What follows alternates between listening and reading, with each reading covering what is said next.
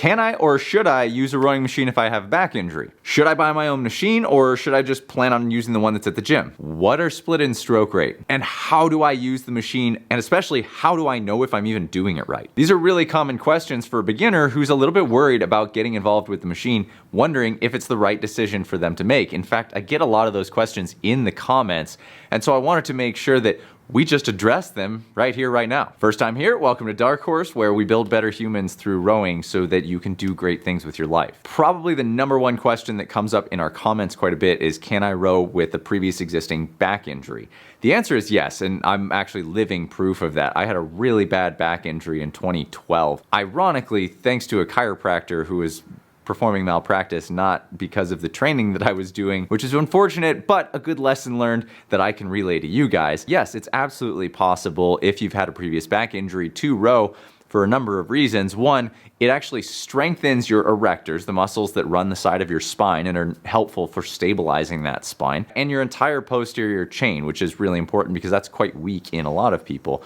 So it's great for that purpose, provided that you have cleared it with your physician and your therapist if you do have a previous back injury and they've said, yeah, go for it. If that's the case, rowing is fantastic for that because using good mechanics, you actually end up with better posture than when you started because it's necessary for the whole body to work together to connect so that you can create a good stroke, and therefore you end up turning on parts of your body like your backside, the back, your butt, your hamstrings, that all work together to stabilize you and make you stronger. So yes, the answer is you can absolutely row if you've had a previous back injury, as long as you're cleared by your physician or your therapist. The next question you might have is, should I buy a machine myself because they are relatively expensive, or should I just find a gym that has one, or maybe my gym does have one, should I just use that? The answer really depends. I would say that if you do have a gym where they have quality rowing machines and you enjoy going to that gym, it's a place you're used to and you make it to regularly, absolutely, just use those. Don't buy your own. There's no need to add more stuff to your own house. Use the ones that are there because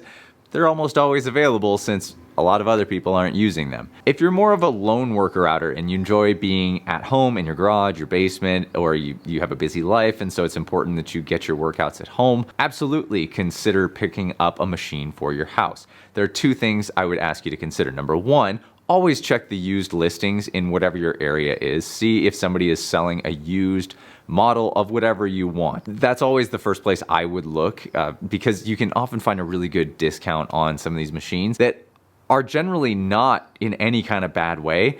That person had just let it sit too long and they stopped using it, and you can benefit from being able to buy secondhand. That's where I would always look first. Second, if you're buying it new, make sure that you just buy a reputable brand, something like Water Rower, Concept 2, or RP3.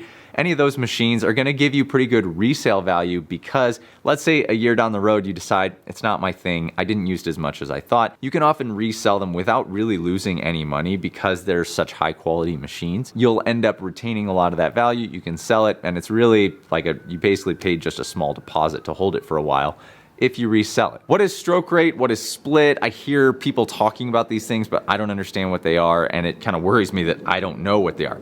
Let's just clear it up, make it super simple. There are two variables that you really want to understand when you're getting to know the rowing stroke. The first is stroke rate. That's how many strokes per minute you are taking. It's essentially your cadence. Think of it as RPMs on a bike. It's just your ability to control your ratio, okay?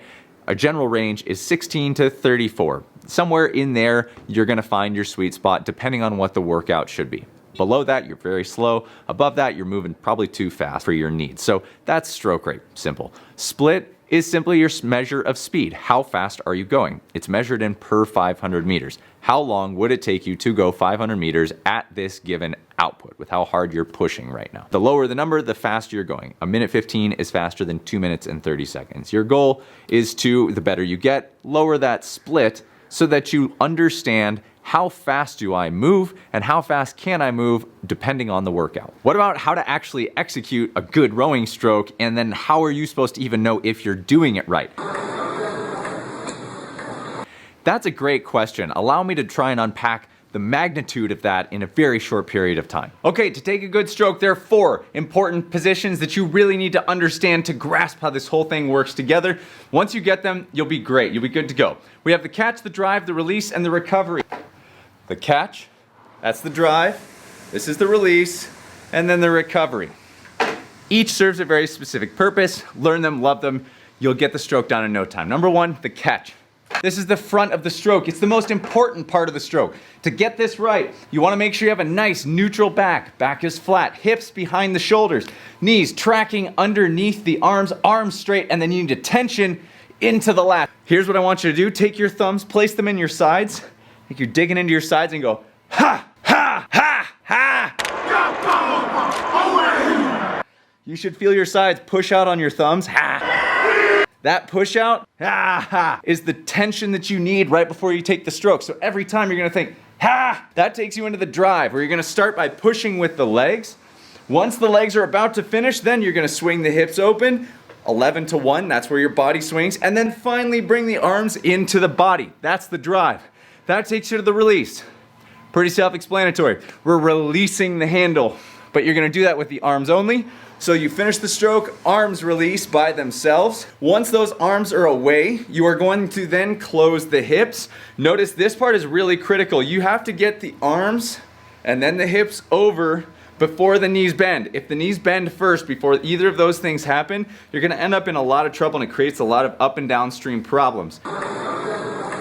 From here, you'll let the knees bend and glide. Relax, relax, relax back to the front, and then take your next stroke. The rowing stroke is a push movement. Push, don't pull.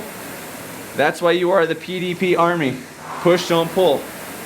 Get the body and arms over, and then relax into your next stroke. Nail that, you've nailed a good rowing stroke. And how do you even know if you're taking a good stroke? I have two main recommendations. Number one, you can position yourself parallel to a mirror. If you can get a horizontal mirror that runs the length of the machine, and you can sit there and just watch yourself, you'll be able to get a decent understanding of if you're doing it right. The second, and this is much easier now, the mirror used to be the only solution. Now, the easiest solution is put up your camera and record yourself from the side, and then watch it, preferably in slow-mo. And you'll be able to see a lot of things happening that you may not have been able to feel before. And to get more out of your machine, make sure you subscribe and follow along, become part of the PDP Army so that you can get alerted when we come out with new videos, and check out this playlist on the basics of the movement.